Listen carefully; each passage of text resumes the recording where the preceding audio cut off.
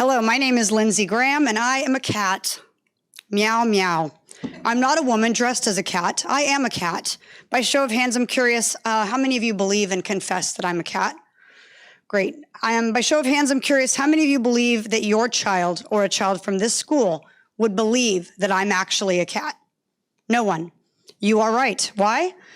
Because you are not stupid, and these children are not stupid. Truth prevails over imagination. Reality exists. Discernment is innate and something we are biologically wired to have. One look at me and you know this to be true. I am a woman posing as a cat. You may also think correctly that if I truly believe I'm a cat, I have a mental disorder. If I suffer from a mental disorder, and if I am unable to discern reality, am I safe to be around children?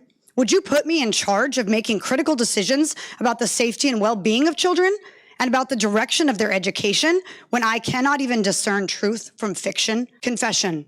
I'm not actually a cat, guys, just because I say I am. You've not agreed to or committed to addressing me as a cat simply because I demand it.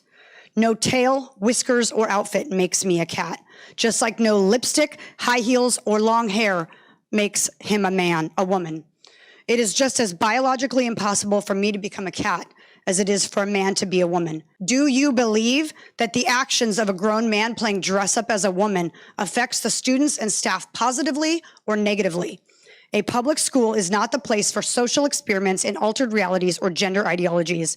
It is not the place to celebrate a grown man with a mental illness, dressing as a woman and teaching kids lies. What you're actually doing is worse than just lying to our kids. You're forcing them to be participants in your lie, in your charade. I ask you again, am I a cat?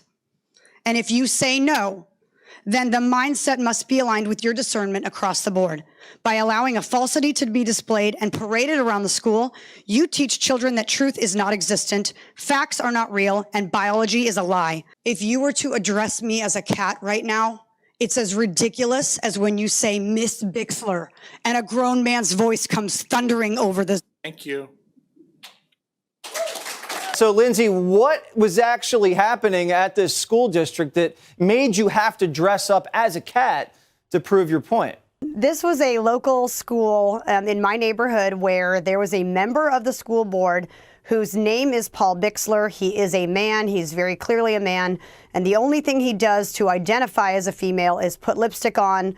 He grew his hair out a little bit, and he wears his deceased wife's clothing to school. And believe it or not, he actually demands on being identified one of two ways, either Paul, which is a man's name, of course, or Miss Bixler.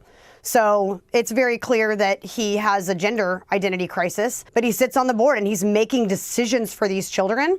And the point that I was trying to make as a cat, someone with this kind of mental illness can enjoy that mental illness all they want in the comfort of their own home. But when you put them in charge of children, we're talking about a new type of indoctrination. And that's what's really terrifying, is seeing these people in charge of our kids' education.